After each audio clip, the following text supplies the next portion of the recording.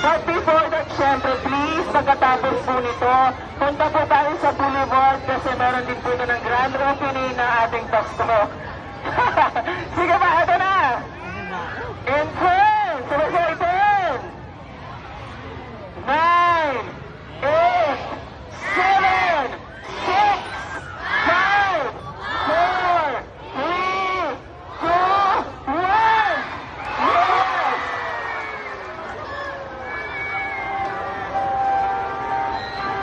Wow, this is amazing. Palakpakan naman po natin ang bayan ng Bulan. Let's give ourselves a big round of applause. Ayan po sa likod nyo, nakikita nyo rin po ang mga parol. Ayan po, ang kurap ng lungap.